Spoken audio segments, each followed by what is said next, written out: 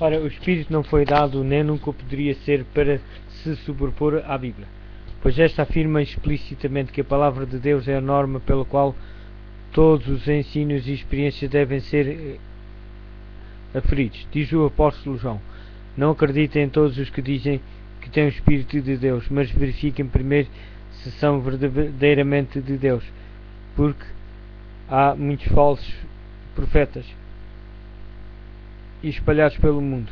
Isaías declara: à lei e ao testemunho. Se eles não falarem segundo esta palavra, não haverá amanhã para eles. O primeiro está 1 de João, capítulo 4, versículo 1. E Isaías está no livro de Isaías, que é no Antigo Testamento, capítulo 8, versículo 20. Os reis dos que afirmam ser iluminados pelo Espírito Santo declaram já não precisarem das instruções da palavra de Deus. Têm causado muito descrédito à sua obra. São dirigidos por impulsos que consideram ser a voz de Deus a falar-lhes, mas o Espírito que os controla não é de Deus. O facto de seguirem os impulsos, negligenciando as Escrituras, apenas produz confusão e ruína, favorecendo os desígnios do maligno. Como o ministério do Espírito é de importância vital para a Igreja de Cristo, é um dos planos de Satanás, através dos erros dos extremistas e fanáticos, cobrir de desprezo a obra do Espírito Santo e levar o povo de Deus a negligenciar a fonte de poder que o próprio Deus concedeu ao seu povo. Em harmonia com a palavra de Deus, o seu Espírito deveria continuar a actuar durante todo o período da dispensação evangélica, durante os séculos em que as Escrituras, quer do Antigo Testamento, quer do Novo Testamento, a ser dadas o Espírito Santo, não deixou de comunicar luz a mentes individuais, para além das revelações a serem incorporadas no canone sagrado.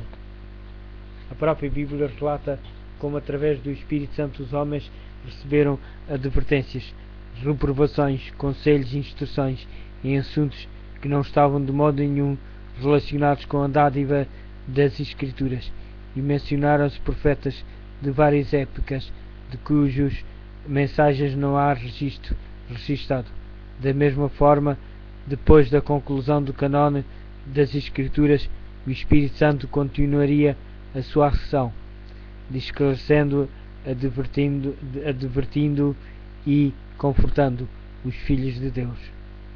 Jesus prometeu aos seus discípulos o Consolador, o Espírito Santo, que o Pai enviará em meu nome. Esse vos ensinará todas as coisas e vos fará lembrar de tudo quanto vos tenho dito. Quando vier aquele Espírito da verdade, ele vos guiará em toda a verdade e vos anunciará o que há de vir. No livro de João, capítulo 16, versículo 13. As Escrituras ensinam de forma clara que estas promessas, longe de se limitarem aos dias apostólicos, se estendem à Igreja de Cristo em todos os séculos. O Salvador afirma aos seus seguidores: estarei sempre convosco até ao fim do mundo. Mateus, capítulo 28, versículo 20. E Paulo declara que os dons e manifestações do Espírito foram postos na Igreja para preparar os crentes para servirem uns aos outros, o verdadeiro corpo de Cristo. Assim poderemos viver todos unidos pela fé e pelo conhecimento do Filho de Deus. Seremos pessoas adultas, conseguindo aquela medida de perfeição que Cristo nos apresenta. O apóstolo Paulo orava em favor dos crentes da igreja de Éfeso: peça a Deus, Pai de nosso Senhor Jesus Cristo, e digno de todo o louvor, que vos dê o espírito de sabedoria e vos mostre a melhor maneira de o conhecerem, que ele ilumine o vosso entendimento para poderem descobrir a grande esperança que o seu chamamento nos traz e o poder extraordinário que ele nos dá a nós que temos fé. Efésios capítulo 1, versículos 17 a 19. O ministério do Espírito Divino, iluminando a compreensão e abrandamento para as coisas profundas da Santa Palavra de Deus, era a bênção que o apóstolo suplicava para a igreja de Éfeso. Depois da maravilhosa manifestação do Espírito Santo no dia de Pentecostes, Pedro exortou o povo para que se arrependesse e fosse batizado em nome de Cristo para a remissão dos seus pecados, e disse: e recebereis o dom do Espírito Santo, pois a promessa de Deus é para vocês e para os vossos filhos e para todos os que estão longe, para todos os que o Senhor, nosso Senhor, quiser chamar. Atos dos Apóstolos, capítulo 2, versículo 38 e 39. Numa imediata ligação com as cenas do grande dia de Deus, o Senhor, através do profeta Joel, prometeu uma manifestação especial do seu Espírito.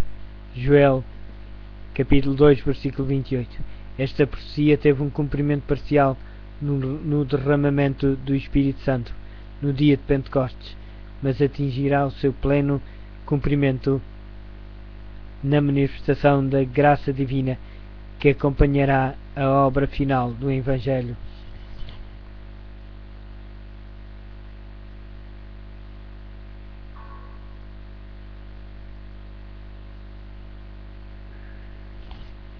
A grande controvérsia entre o bem e o mal há de crescer de intensidade até ao tempo do fim.